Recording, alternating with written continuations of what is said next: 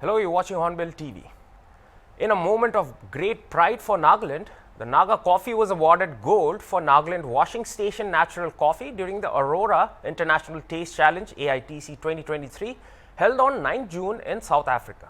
The coffee that entered for the competition came from the state capital Kohima, produced by local farmers. The Aurora International Taste Challenge was established to recognize and award food and drink excellence internationally while helping consumers purchase award-winning, expertly rated products with confidence. In 2023, the AITC was held in South Africa to celebrate and honor universal food quality. In October 2021, Nagaland Coffee was also awarded a silver for Nagaland Coffee Tribal Blend during the AITC. And now today, in a special moment, joining us all the way from Germany, we've got the co-founder of the Nagaland Coffee, Dr. Peter Vermeulen, who will be joining us at Hornbill TV through Skype, and we'll be speaking to him about this great achievement and also what plans are there for the future of Nagaland Coffee. So first of all, let me introduce you the man who is responsible behind putting Nagaland into the map, especially in the coffee world. We've got Dr. Peter Vermeulen. Thank you so much, Dr. Peter, for joining us and giving us your time. You're far away in Germany, but you took the time to join with us on Hornbill TV for the Naga viewers. So thank you so much. So, sir, starting it off, I mean, this Aurora tasting, sir, you've been trying to look for a perfect coffee blend for the past 5 years. In 2021, you guys, the Naga coffee won silver, and in 2023, you guys won gold. So how are you feeling right now, and how painstaking has the journey been when it comes to Nagaland coffee, sir? It has been a very awesome journey. As you know, we started with Nagaland Coffee in 2016.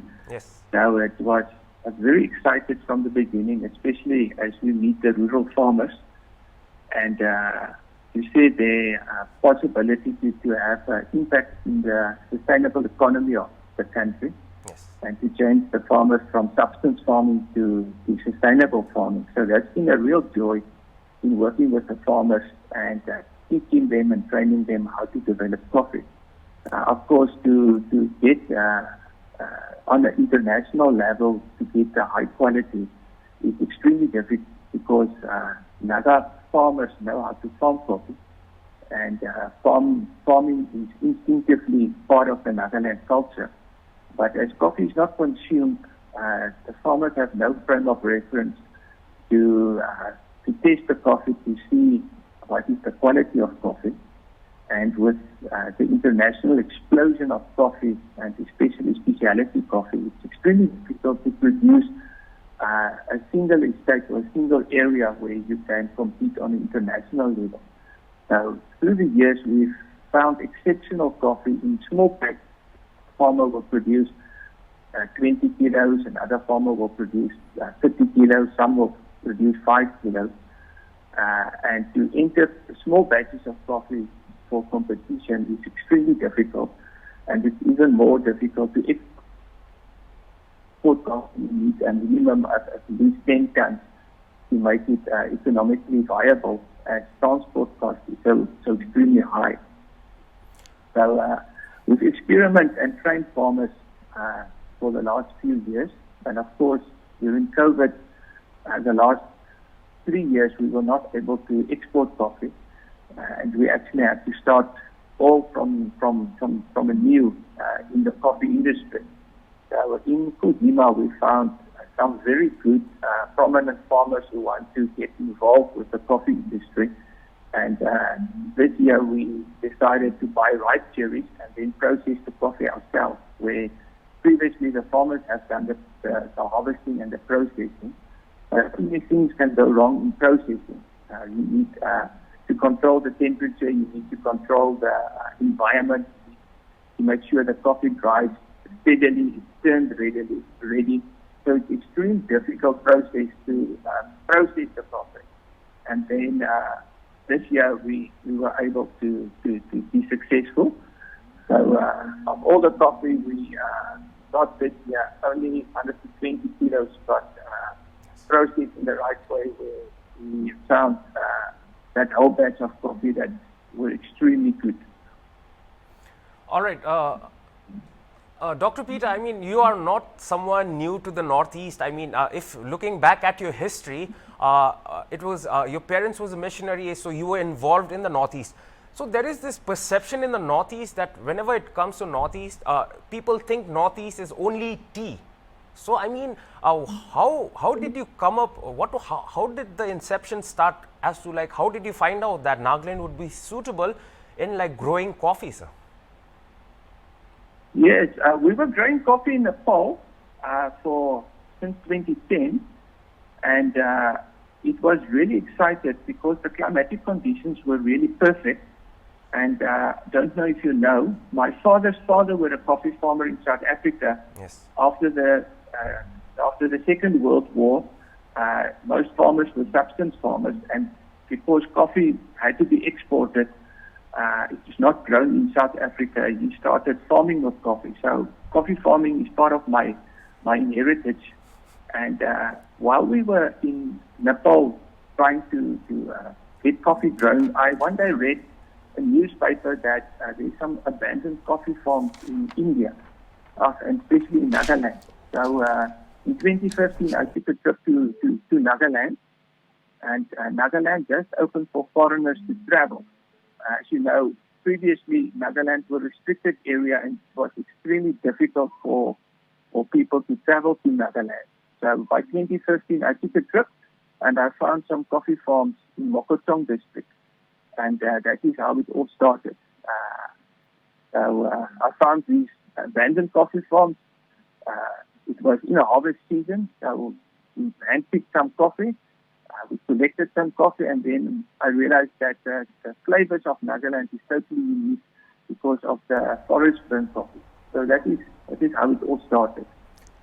All right, sir. I mean, also looking at the production-wise, I mean, so, in some recent article, I had read that the Nagaland coffee produces about 8 tons of green coffee, and then after roasting and the process is done, Nagaland is able to produce about 2 tons of coffee. So, sir, do you see the production increasing anytime in the future, sir?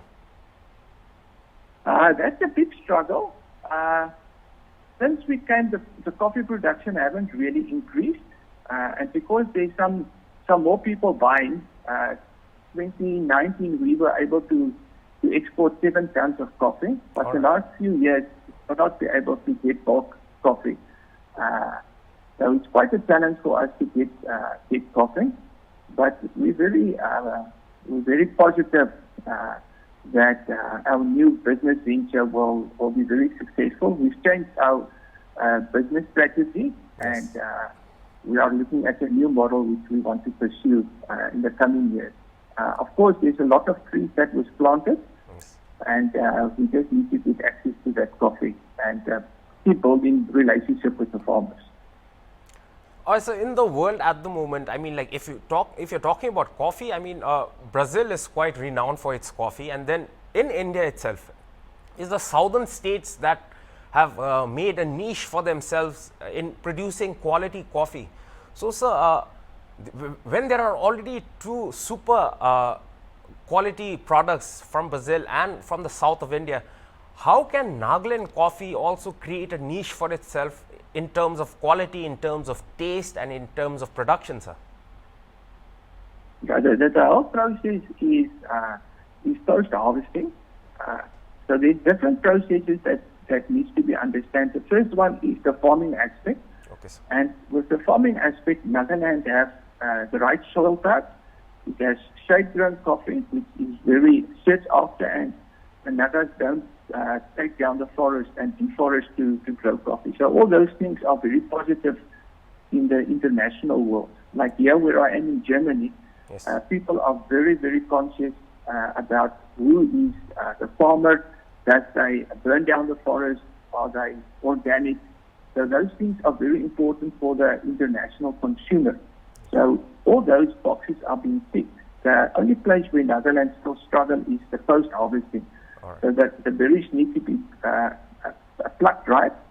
And we've discovered that if we buy ripe cherries and then we process ourselves, the quality is much better, because to have a good process environment, you need at least 10, 15 tons of coffee. So it's not profitable for the farmers to build whiting stations, processing plants.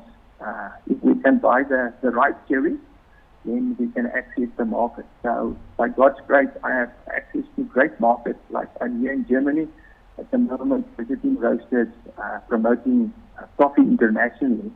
So once the production is there, the client is there. So by God's grace, that side of the business is already in place. We just need the volume. Last year I got big orders, but we couldn't supply. And even this year, the coffee was sold out even before we had the harvest. So for that side, that is the positive side. We just need the farmers to believe in their product and be able to produce the right quality of coffee. All right, Doctor, I mean, I think when you look at farmers in Nagaland, I think we've got the basic farmers who grow basic, the common items like rice and few vegetables. So how difficult was it for you to convince the farmers to actually start producing something like coffee? And do you think that the attitude of the farmers in Nagaland here is slowly changing when it comes to coffee plantations, sir? Yeah, yes. I think the government have also played a big role in developing the coffee in the industry, especially the Land Resource Department. They've really done hard work in promoting it, and even in Kohima, the different district process officer like Dr. Zil, who's the DPO of Kohima, is really been so helpful and enthusiastic in developing nurseries and in the different districts, like in Zenaboto, there's Vekuka and Dr. Shashi. So there's a couple of key people who's working in the resource department that's really been helpful. And in the resource department, of course, it is Sir Albert and Van Chumbo, people who really have a heart to see the coffee industry growing. So these key people have been really helpful and helping us to promote the coffee. So it's really helpful when I visit it. So every time I come to Nagaland, the Department of Land Resources assists me to visit the farmers, and I go with them, talk to them about coffee farming. So the state government is somehow playing a very significant role, but of course the farmers in Nagaland, they need convincing. So I think once they see success, they will all start get involved in the coffee. All right. Another thing of quite a significance is also, sir, when Nagaland just recently had its state elections, in which there was a manifesto by a certain party that spoke about coffee tourism, sir. So how will this, especially this whole sector of coffee tourism, do you think it is only going to boost the production of coffee in Nagaland, and also how will it impact the farmers that are actually growing the plants, sir? Yeah, coffee tourism is very ideal, but the concept of coffee tourism is quite challenging, because the people that want to come to the coffee, they would like to see the whole processing plant. So that the coffee tourism will be quite successful in India for people from India to come. But the moment you get people get involved in the whole process, you really need to think that the consistency of this whole concept of coffee tourism will work. So the possibility of coffee tourism will be there, but to make it successful, I don't know what is the strategy behind that. Okay. Because some of the farmers is very remote, and they only produce small pieces of coffee. So in a few years, it can be a very successful venture. I'm not very familiar of what is the idea of coffee tourism, so I cannot really on that. All right. I mean, so it's like you just said, you started the Nagaland coffee in 2016. We are in 2023 now, sir, and I think what is the future for Nagaland coffee, and what does the Naga Coffee Private Limited have in their priorities in the next few years in order to, re-energize the coffee industry, especially here? And also, do you all have any plans of expanding yourself to other northeastern states too, sir? Now, we will focus on Nagaland coffee to get our first priority is get the quality on stand. So we've experimented with different types of processing, and now we found one that works in the Nagaland environment. Because of the different climatic conditions, we need consistency. So our company experiments with different drying processes, and now we found one that we can work with.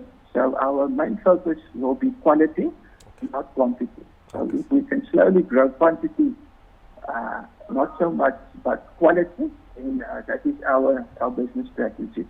So we would like to get 1 container of high quality coffee exported in the next season, and once we've got the right, we can always scale. That is our strategy. Keep building relationship with farmers and train the farmers to build to process the right quality, and then just make sure that we also have a secure source, because sometimes people outside come and then they give 5 rupees more, 10 rupees more, and then we lose the relationship, and then we have to start all over. So it's a big long-term process, which we really have to focus on going forward. All right, so for the viewers like who are farmers, and after watching this interview, I mean, if they are kind of interested, or even they have a small idea that, okay, what is coffee farming? So, sir, how would you put it in the simplest way that you could benefit from coffee? So, to all the farmer viewers, like, how would you try and convince them as to like, if you have a coffee farm, that's going to help you economically and also will strengthen your economic position. So how would you convince them, sir? Yeah, you see, coffee is a long-term investment, and you need at least between 1,000 and 5,000 trees to make it sustainable, because you have to go and handpick the coffee during harvest season. So to make it really sustainable and economically viable, they need at least 1,000 to 5,000 trees. So that is the starting point. Okay. And then once they see that the coffee tree is healthy and it starts coming into production, then we can just continue with the relationship. So the ideal is that we will one day connect the roasters with the coffee farmers, and the roasters will go and trade and meet the farmers, and we will play a role in the process of the roasters coming. So in that way, tourism can also happen, where the roasters come directly and buy from the farmers. We've invested a lot in infrastructure concerning processing equipment. We've built a very, very advanced mill in Dimapur, where we process the coffee. So I think it's one of the most advanced coffee mills that exists in the Northeast. Okay. It was designed in Brazil, and it was manufactured in the south of India. So we've added some unique features to the mill that also ensure the quality of coffee. So infrastructure is there. So once the farmers enter into a relationship and we get to know them, we can connect them with coffee roasters, coffee shops in Europe, and then build that and strengthen that relationship. All right, so thank you so much for giving us your time at Hornbill TV, and congratulations again, sir. I have tasted Nagaland coffee in the Nagaland Coffee Cafe that is situated in City Tower, and it's one of its kind. So we hope that Naga coffee will go on to break more barriers and will go on to reach greater heights. And thank you for putting Nagaland into the map, especially when it comes to the coffee sector. So thank you so much, sir, and congratulations once again. Thank you for all the farmers that worked very hard to make this possible. Thank you so much. So that was Dr. Peter Vermeulen, who is also the co-founder of Naga Coffee Private Limited, and the Naga Coffee just won the gold in the Aurora International Tasting competition, and that has put Nagaland into the map, especially in a sector when the Northeast is dominated by tea. So now we've got Naga coffee, and very soon we could be seeing a GI tag into the Naga coffee too. And with the government too, like as Dr. Peter had just mentioned, the coffee sector is really growing in Nagaland, and that has a lot to do with the government pushing the coffee sector, and also the farmers that have put in their trust and belief, and they have shown that when it comes to coffee plantations and roasting, I think Nagas are not behind anyone else. And now, especially with the Naga coffee reaching international heights, we can just pray and hope that Nagaland coffee reaches the international market, and it can create a niche in the coffee sphere too. And that was all for this hour's bulletin. For more news and updates, stay tuned to Hornbill TV. Goodbye.